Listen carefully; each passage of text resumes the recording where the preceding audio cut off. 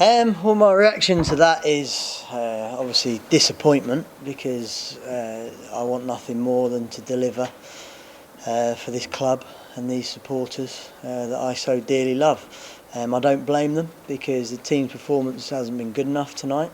And I hope, all I ask is, when we change our story, that everybody sort of goes the other way and sort of believes in me and us again, because we will change our story.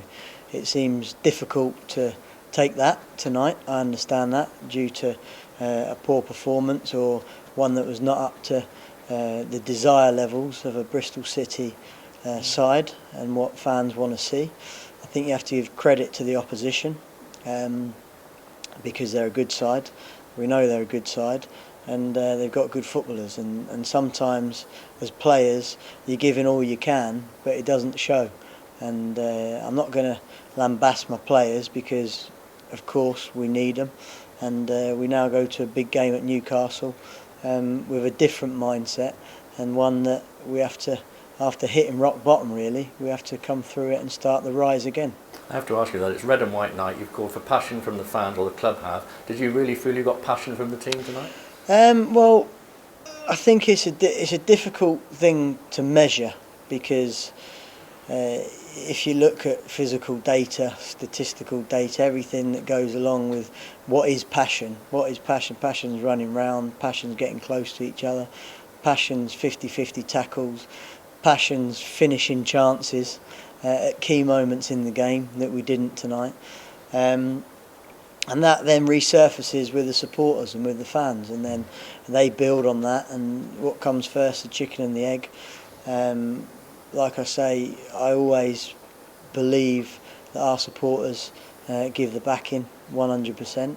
I understand that they're disgruntled, because they don't understand that we've got a decent looking side, decent looking players, and we haven't produced anywhere near enough consistent. And we've had a stark sort of discussion there between the players and ourselves. It's not the first one of the season, I might add, and we have to dig deep, because this is rock bottom for us. And well, it's not rock bottom actually, because we've been in a worse position. When I came in this time last year, when I decided to accept the job, we was in the relegation zone. A good win at Charlton got us out of the relegation zone, and then from then on in we pretty much had playoff form. And we can do that again, and this is a good project. It's certainly one that I'm going to be involved in, and I want to be involved in. Are you as convinced as you always have been that you've got the backing of the people that matter? Well, yeah, I am as we speak now, that's for sure. Like I say, but everybody matters. The supporters matter, the board matters, because we have to be in it together. I can promise everybody that myself and my staff are giving absolutely everything, and leaving no stone unturned to do everything we can to win any individual match. We set the team up in a way that we believe can be attacking and to get at people. I don't know why we didn't seem like we had the energy levels today to go and get tight to people. Again, sometimes you've got to give credit to the opposition, but also we have to look at ourselves and what we're doing. Because there's ways of losing football matches that supporters will accept. That what I think they won't accept is if a team's playing around you and through you as they did in the first half, albeit a very good Fulham side. There didn't seem to be anyone doing the things that you've just mentioned, 50-50 tackles, geeing each other up. That didn't seem to be there tonight. Yeah, well, I think, and it's a bit of both, Richard. In all fairness, it's a bit of both. It's a bit of the quality of the opposition. They do that to most teams that they play against, because they're a good side. You know what I mean? They've got good players. They've got decent budget. They've got an ex-Premier League club.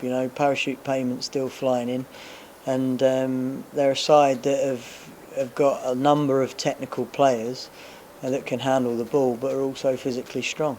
And at times we was everywhere the ball's just been, and that's the bit that we have to dig deep on, because sometimes you can run from your heart as well as from your physicality.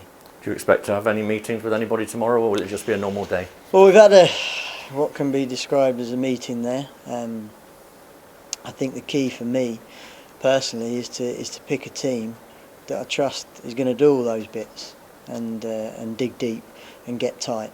And the minimum standard now is to make sure that we run around and do everything we can to go and get a result. It's happened before in football. Newcastle obviously is a tough game, but what a better game to start. And there's not the tiniest element of self-doubt in your mind that you can turn this around? Not 100% for me. No, I believe in myself totally. Never will I shirk a battle. I'll now roll my sleeves up. Like I say, I understand the supporters' frustrations, and all I ask is that when we do turn it round, they're sort of genuine enough for the Bristol City and the club that they also give myself the support and continue to give the players the support from now on to the end of the season. And in your heart of hearts, you feel the dressing room still very much behind you? Yeah, definitely. I mean, it's so easy to say, like, it's the first things, like, as people lost the dressing room, are they still running? Do you know what I mean? But the question has to be asked, Lee, because of the reaction. No, it's okay. Listen, I'm not lambasting you for asking the question. I fully understand it. And my answer to it is no. We're in this together, and I believe that we can get out of it. Now, people need to dig deep. We do. Players need to dig deep. I need to dig deep. I need to search my soul for the right team to go and put in a performance that people can be proud of. The players need to search their soul for the little 1 or 2% that make a difference in that. We're lacking in certain areas. People say we've got the best squad we've ever had. Well, we need to, in certain elements, yeah, we have. But what we can't do is have ego now, that's for sure. No players or no staff can go into any games with any sort of ego. We've got to do the dirty bits.